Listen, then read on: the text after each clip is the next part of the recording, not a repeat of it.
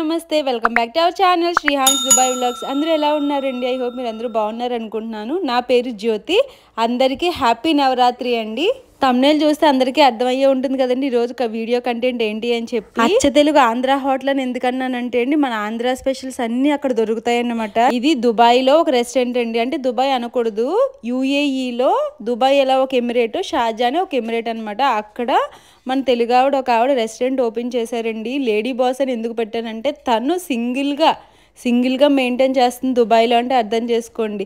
అలాగని తను వచ్చి 10 ఏళ్ళు అయిపోలేదు. కరోనా టైంలో తను దుబాయ్ వచ్చాటండి. షార్ట్ పీరియడ్లో రెస్టారెంట్ పెట్టే స్టేజ్కి ఎలా ఎదిగారు, ఎందుకు చెప్తున్నాను తన గురించి అంటే, ఆవిడెవరో కాదు, మా బాబు బర్త్డేకి మేము ఫుడ్ క్యాటరింగ్ ఆర్డర్ పెట్టాం బయట నుంచి, తెలుగు ఆవిడ దగ్గర నుంచి అని చెప్పాను. మీకు గుర్తుందో లేదో, వీడియో కూడా పోస్ట్ చేశాను. ఆ బర్త్డే వీడియో ఎవరైనా చూడకపోతే డిస్క్రిప్షన్లో లింక్ ఇస్తాను, ఇంకా ఐ బటన్లో కూడా ఇస్తాను, చూడండి. అప్పుడు ఆవిడ కాంటాక్ట్ నెంబర్ కూడా ఇచ్చాను. చాలా మంది అడిగారు. చాలా మంది నేను చెప్పిన తర్వాత అక్కడ ఫుడ్ తెచ్చుకొని నాకు మళ్ళీ మెసేజ్ చేసి చాలా బాగుంది అన్నారు. సో ఇలా త్రూ రెస్టారెంట్ కూడా పెట్టారని చెప్పి అందరికీ తెలియాలని వీడియో చేస్తున్నాను. ఫుడ్ ఎలా అంటే, ఇంకొకటి కూడా పెట్టాను తమ్నైల్లో, మిడిల్ క్లాస్ నుంచి సెలబ్రిటీస్ వరకు అని ఎందుకు పెట్టాను అంటే మనలాంటి మిడిల్ క్లాస్ ఫ్యామిలీ వాళ్ళకే కాకుండా ఇప్పుడు మనకి సైమా అవార్డ్స్ అవి జరుగుతున్నాయి కదండి అబుదాబిలో, వాళ్ళకు కూడా ఫుడ్ తినే క్యాటరింగ్ చేస్తున్నారంటే తన ఫుడ్ క్వాలిటీ కానీ టేస్ట్ కానీ ఎంత బాగుందో ఆలోచించండి. ఇంకా ఫుడ్ బాగుంది, టేస్ట్ దట్టు కాస్ట్ కూడా రీజనబుల్గా అనిపించిందండి. నాకైతే నచ్చింది.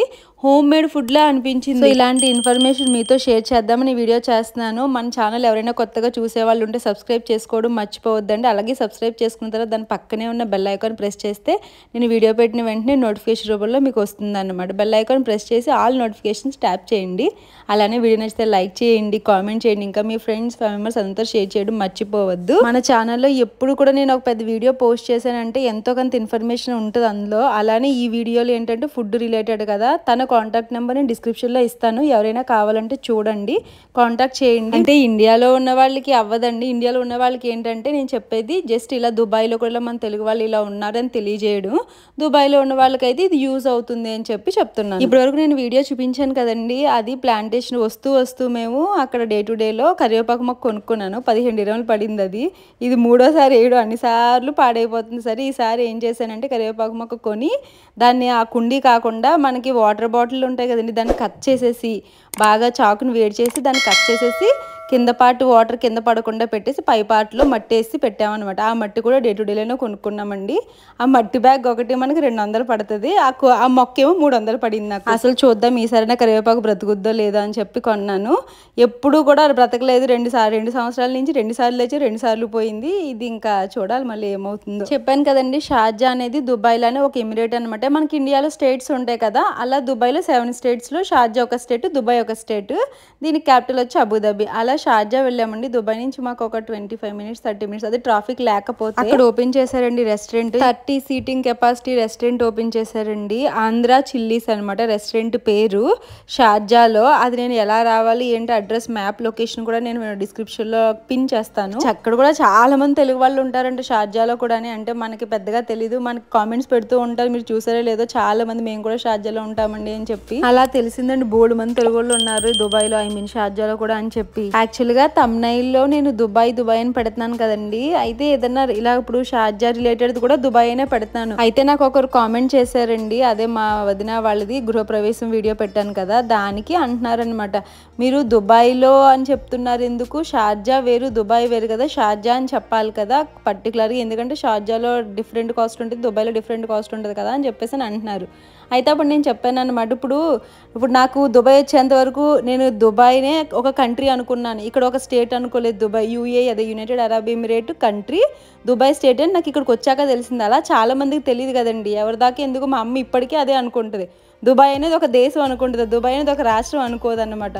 సో అలాంటి వాళ్ళందరికీ తెలియాలని చెప్పి నేను దుబాయ్ అని పెడతాను అంతే తప్ప దుబాయ్ షార్జా ఒకటని చెప్పడం నా ఉద్దేశం కాదు. ఎక్కడ రేట్లు అక్కడే ఉంటాయి, ఎక్కడ కాస్ట్లు అక్కడే అనుకోండి. సరే అది పక్కన పెడితే రెస్టారెంట్ అయితే ఫుడ్ అయితే సూపర్గా ఉందండి. ఈ థాలీ ఆర్డర్ పెట్టాము మేము, సూప్. తర్వాత ఇప్పుడు నేను తింటున్నాను కదా, అదేంటంటే పన్నీర్ మెజెస్టిక్ అంట. ఫస్ట్ టైం తిన్నాను, చాలా టేస్టీగా ఉంది. పన్నీర్ ఎంత సాఫ్ట్గా ఉందో. ఆ పన్నీర్ కూడా వీళ్ళు ఇంట్లో అంటే రెస్టారెంట్లో తయారు చేసిందే వాడతారంట. తర్వాత చికెన్ లాలీపాప్స్ ఆర్డర్ పెట్టామండి. చికెన్ లాలీపాప్స్ స్టార్టర్లో కూడా చికెన్ లాలీపాప్స్ చాలా బాగున్నాయి.